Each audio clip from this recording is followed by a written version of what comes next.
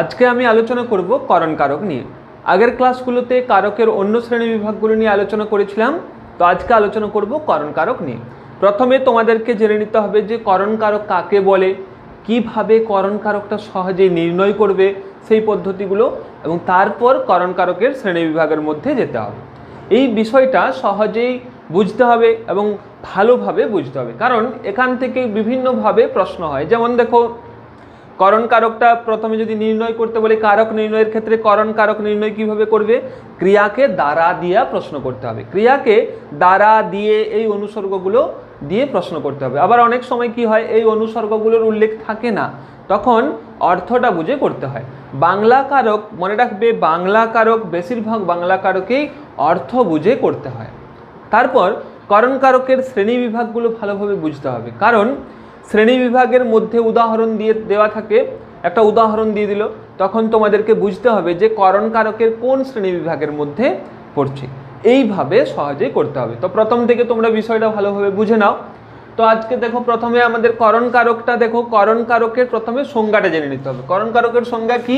কর্তা, সংজ্ঞা হচ্ছে কর্তা যার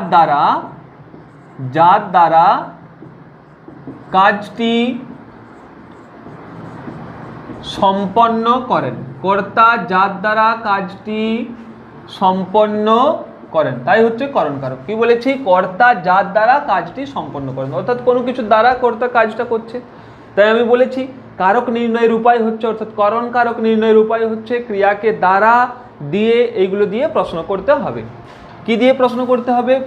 কারক নির্ণয়ের জন্য কি দিয়ে প্রশ্ন করতে হবে? ক্রিয়াকে দ্বারা দিয়া এইগুলো দিয়ে প্রশ্ন করতে হবে, তাহলে করণ কারকটা তুমি নির্ণয় করতে পারবে। অনেক সময় কি হয়, এই দ্বারা দিয়ে অনুসর্গগুলোর উল্লেখ থাকে। যদি উল্লেখ থাকে তখন কারকের ক্ষেত্রে কি লিখবে? করণ কারকে দ্বারা অনুসর্গ বা দিয়ে অনুসর্গ, যে অনুসর্গটার উল্লেখ থাকবে। আর যদি উল্লেখ না থাকে তখন তোমাকে অর্থ বুঝে করতে হবে। যেমন দেখো, আমি উদাহরণ লিখছি, পেনে লিখি। পেনে লিখি তার মানে কি? আমি দেখো, কর্তা লেখা কাজটা কার দ্বারা সম্পন্ন করছেন? পেনের দ্বারা। কিন্তু এখানে দেখো দ্বারা উল্লেখ নেই, কিন্তু আমাদেরকে এখানে বুঝে নিতে হবে। দ্বারা উজ্জ্ব আছে, এখানে দ্বারা নেই, কিন্তু আমাদেরকে বুঝে নিতে হবে যে আমরা পেনের দ্বারা কাজটা করছি, তাই করণ কারক। এরপর দেখো করণ কারকের শ্রেণী বিভাগ। এরপর আমরা করণ কারকের শ্রেণী বিভাগে যাব। শ্রেণী বিভাগ এইভাবে বিষয়গুলো সাজিয়ে তোমরা লিখে নেবে। শ্রেণী বিভাগের মধ্যে প্রথমে আছে যন্ত্রাত্মক করণ। প্রথমে আছে যন্ত্রাত্মক করণ। এটা দেখো সহজেই বুঝতে পারবে, এই নামটা একটু কেমন কেমন, যন্ত্রাত্মক করণ। তো সহজেই কিভাবে বুঝবে? দেখো, যন্ত্র মানে কি? আমরা যার দ্বারা কাজটা সম্পন্ন করব, অর্থাৎ কর্তা যার দ্বারা কাজটা সম্পন্ন করবেন সেটা আমরা চোখে দেখতে পাবো এবং স্পর্শ করতে পারবো। কি বুঝলে তাহলে? কর্তা যার দ্বারা কাজটা করেন সেটা আমরা চোখে দেখতে পাবো এবং সেটা স্পর্শ করা যাবে, সেটাই হচ্ছে যন্ত্রাত্মক করণ। অর্থাৎ কর্তা যার দ্বারা কাজটা করছেন সেটা যদি আমরা চোখে দেখতে পাই, অর্থাৎ ইন্দ্রিয় গোচর হয় এবং স্পর্শ করতে পারি, তাহলে সেটা যন্ত্রাত্মক করণ হবে। তাহলে সংজ্ঞা লিখে নাও। কর্তা যার দ্বারা কাজটি সম্পন্ন করেন সেটি ইন্দ্রিয় গোচর হলে বা স্পর্শ করা গেলে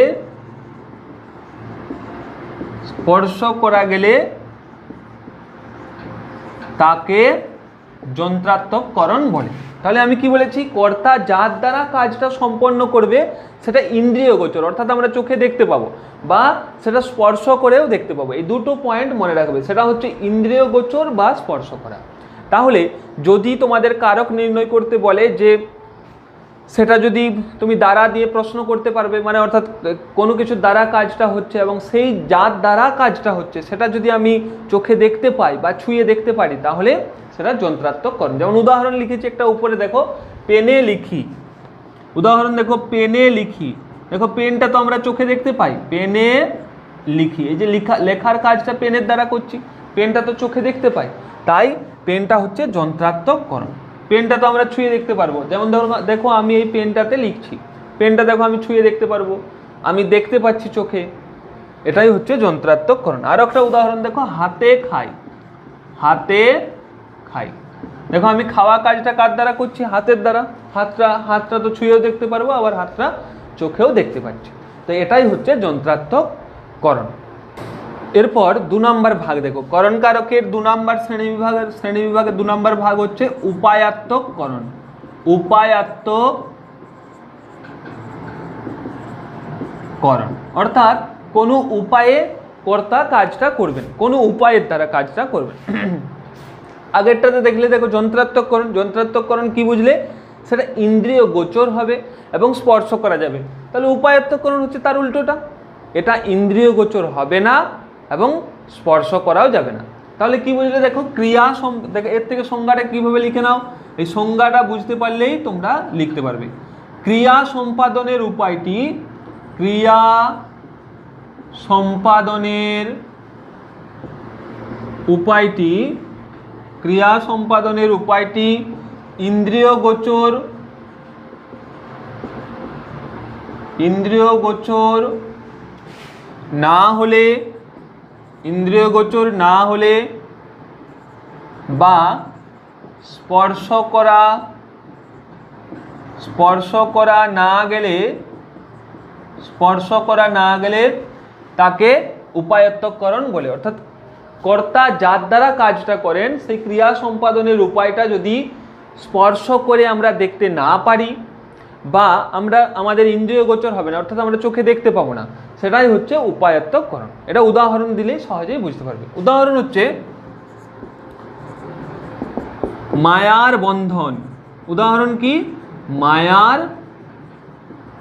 বন্ধন। তাহলে দেখো মায়ার দ্বারা বন্ধন, মায়ার দ্বারা বন্ধন। এখানে দেখো মায়া, এই যে মায়া শব্দটা, মায়াটাকে আমরা চোখে দেখতে পাই, এটা আমাদেরকে অনুভব করতে হয়, এটা আমাদের ইন্দ্রিয় গোচরও নয় এবং এটা আমরা স্পর্শ করেও দেখতে পাবো না, তাই এটা হচ্ছে উপায়াত্মককরণ। ভালোবাসায় সব কিছু করা যায়। দেখো ভালোবাসায়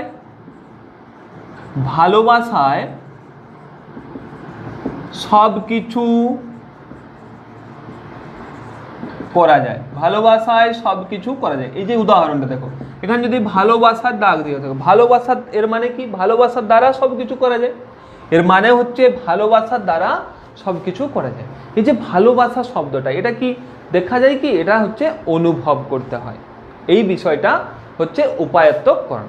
এরপর 3 নম্বর ভাগ দেখো, 3 নম্বর ভাগ হচ্ছে করণের বিপসা। 3 নম্বর ভাগ হচ্ছে করণের বিপসা। এই বিপসা শব্দটা তোমরা আগেও পেয়েছো, এই বিপসা শব্দটা ভালোভাবে মনে রাখবে। বিপসা শব্দের অর্থ হচ্ছে পুনরাবৃত্তি। বিপসা শব্দটার অর্থটা বুঝবে, বিপসা শব্দের অর্থ কি? পুনরাবৃত্তি, অর্থাৎ করণ কারকের পুনরাবৃত্তি হবে।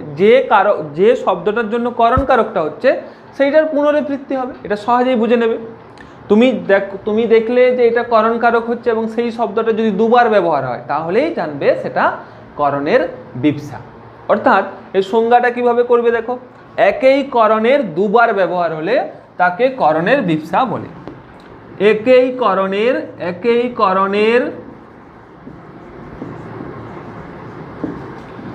2 বার বা পুনরায় ব্যবহৃত হলে লিখতে পারো, 2 বার ব্যবহৃত হলে বা পুনরায় ব্যবহৃত হলে তাকে করণের বিপসা বলে, তাকে করণের বিপসা বলে। একই করণের 2 বার ব্যবহৃত হলে তাকে করণের বিপসা বলে। উদাহরণটা দেখলে সহজেই বুঝতে পারবে। উদাহরণ দেখো, জলে জলে ভরে গেল, ভরে গেল দেশটা। অর্থাৎ দেশটাতে প্রচুর জল, কার দ্বারা ভরে গেল? দেখো আমি যদি বলতাম যে জলে ভরে গেল দেশটা, তার মানে কি? কার দ্বারা ভরে গেল?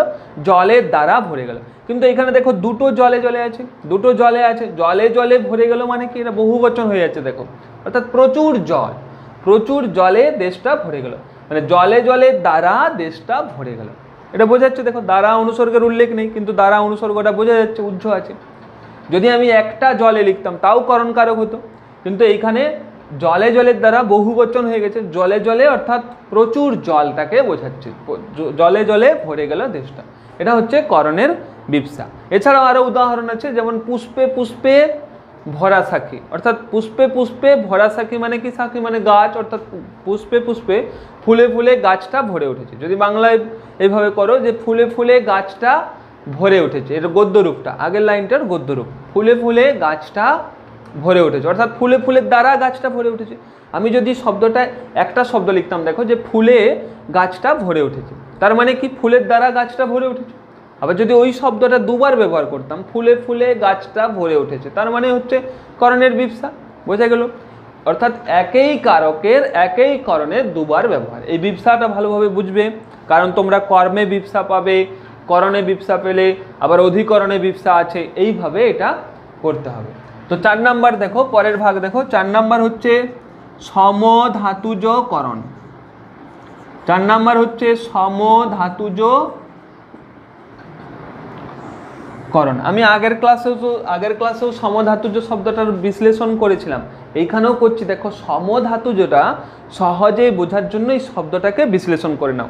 সমধাতু জ, এখানে দেখো তিনটে শব্দ আছে। দেখো সম, জ হচ্ছে ধাতু, সম মানে হচ্ছে একই, সম মানে কি একই, ধাতু মানে কি, ধাতু হচ্ছে ক্রিয়ার মূল অংশ, অর্থাৎ প্রত্যেকটা ক্রিয়া যেখান থেকে সৃষ্টি হচ্ছে সেটাই হচ্ছে ধাতু। ক্রিয়াপদ যেখান থেকে সৃষ্টি হয়, যেমন ধরো খাওয়া, খা ধাতু থেকে সৃষ্টি হয়েছে, লেখা লিখ ধাতু বা লেখ ধাতু থেকে সৃষ্টি হয়েছে, পড়া পট ধাতু থেকে সৃষ্টি হয়েছে।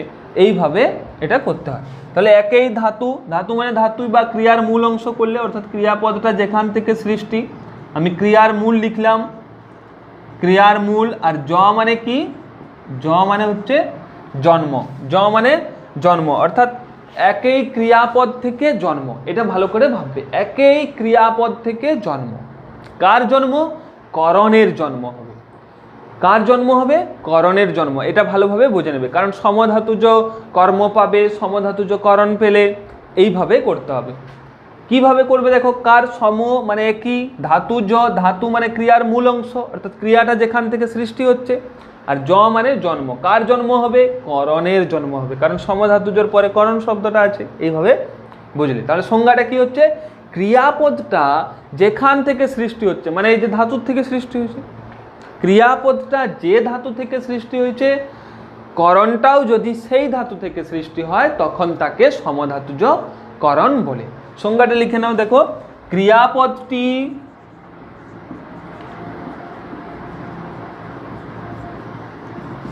যে ধাতু থেকে সৃষ্টি হয়েছে, যে ধাতু থেকে সৃষ্টি হয়েছে, করণটিও যদি সেই ধাতু থেকে সৃষ্টি হয়, অর্থাৎ যেটাকে করণ কারক করবে, করণটিও যদি সেই ধাতু থেকে সৃষ্টি হয়, করণটিও যদি সেই ধাতু থেকে সৃষ্টি হয়, সেটাই হচ্ছে সমধাতুজ করণ। করণটিও যদি সেই ধাতু থেকে সৃষ্টি হয়, তাহলে এই বিশ্লেষণটা ভালোভাবে খেয়াল রাখবে। সম মানে একই, ধাতু মানে ক্রিয়ার মূল অংশ, আর জ ধাতু মানে হচ্ছে জন্ম। ক্রিয়াপদটা যেখান থেকে সৃষ্টি হয়, করণটাও যদি সেইখান থেকে সৃষ্টি হয়, তখন তাকে সমধাতুজ করণ বলে। এই সমধাতুজ কর্তা, সমধাতুজ কর্ম এবং সমধাতুজ করণ একই সংজ্ঞা হবে, শুধু জিনিসটা বুঝে নাও, জায়গাটা পরিবর্তন হয়ে যাবে। কর্তার জায়গায় কর্তা হবে, কর্মের জায়গায় কর্ম হবে। এখানে যেমন ধরো করণ হয়েছে, ক্রিয়াপদটা যে ধাতু থেকে সৃষ্টি হয়েছে, করণটাও যদি সেই ধাতু থেকে সৃষ্টি হয়, তখন তাকে সমধাতুজ করণ বলে। এরপর উদাহরণ দিলেই তোমরা সহজেই বুঝতে পেরে যাবে। এরপর সমধাতুজ করণের উদাহরণ দেখো। সমধাতুজ করণের উদাহরণটা এইখানে লিখছি, দেখো সমধাতুজ করণের উদাহরণ, বড় জ্বালায় জ্বলছি। বড় জ্বালায় জ্বলছি, জ্বালা মানে হচ্ছে যন্ত্রণা, বড় জ্বালায় জ্বলছি, বড় জ্বালায় জ্বলছি।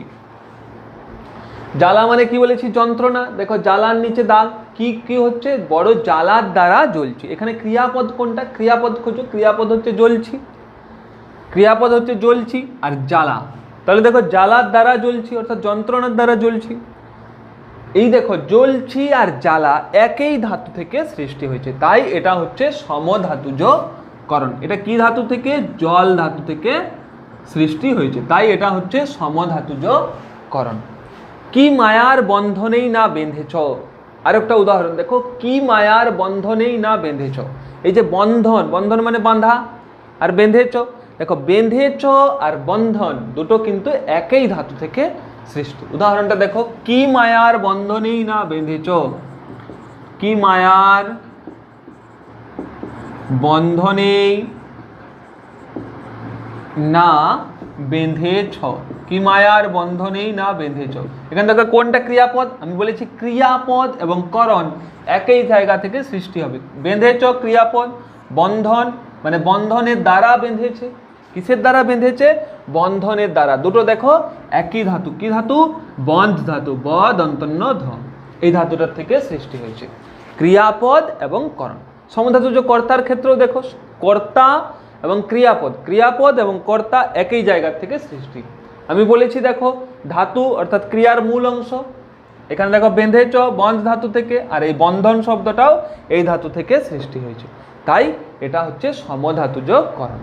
তোমরা আরো সহজে কি করে বুঝতে পারবে? যদি দেখো যে এই শব্দটা হচ্ছে, এই কারকটা হচ্ছে করণ কারক। দেখো যদি মনে করো শ্রেণী বিভাগটা তোমরা বুঝতে পারছো না, তখন কি করবে? এই যে ক্রিয়াপদ অংশটা আর এই অংশটা দেখো একই রকম দেখতে, দেখো আগেরটাও দেখো একই রকম দেখতে, আর তোমরা নির্ণয় করে ফেলেছো যে এটা হচ্ছে করণ কারক, কিন্তু কোন ভাগটার মধ্যে পড়ছে বুঝতে পারছো না। তখন সমধাতুজ করণ কি করে বুঝবে? দুটো দেখো এই রূপটা এর এই রূপটা দেখো একই রকম দেখতে, এটাও দেখো এটাও দেখো একই রকম দেখতে, পাশাপাশি অবস্থিত। এইভাবে সমধাতুজ করণটা বুঝে যাবে। আরও একটা ভাগ আছে, এর শেষ ভাগ 5 নাম্বার, সেটা হচ্ছে লক্ষণাত্মক। সেটা হচ্ছে লক্ষণাত্মক। লক্ষণাত্মক মানে কি? লক্ষণ শব্দের অর্থ হচ্ছে চিহ্ন। লক্ষণ মানে হচ্ছে চিহ্ন, অর্থাৎ যে চিহ্নের দ্বারা তুমি চিনতে পারবে কিছু, যে চিহ্নের দ্বারা সেটা বোঝা যাবে, সেটা হচ্ছে লক্ষণাত্মক করণ। যেমন গোঁফেতে রাজপুত, যে চিহ্নের দ্বারা কর্তা তার কাজটা সম্পন্ন করছে। গোঁফেতে রাজপুত অর্থাৎ গোঁফের দ্বারা রাজপুতকে বোঝা যাচ্ছে, সেটাই হচ্ছে লক্ষণাত্মক করণ। সেটাই কি? লক্ষণাত্মক করণ। যেমন গোঁফেতে রাজপুত অর্থাৎ রাজপুতকে কার দ্বারা চেনা যায়? গোঁফের দ্বারা। এরকম কোনো কিছু চিহ্নের দ্বারা যদি কিছু বোঝা যায় তখন সেটা হচ্ছে লক্ষণাত্মক করণ। কোনো কিছু চিহ্নের দ্বারা যদি কোনো কিছু প্রতীক, যে প্রতীকটার দ্বারা আমরা সেটা বুঝতে পারবো, সেটাই হচ্ছে লক্ষণাত্মক করণ। এই হচ্ছে করণ কারকের শ্রেণীবিভাগ। এই 5টা শ্রেণীবিভাগ হচ্ছে খুব গুরুত্বপূর্ণ। এই 5টা শ্রেণীবিভাগ করণ কারকের পড়তে হবে। তো করণ কারক নিয়ে এই 5টা শ্রেণীবিভাগ তোমরা পড়বে।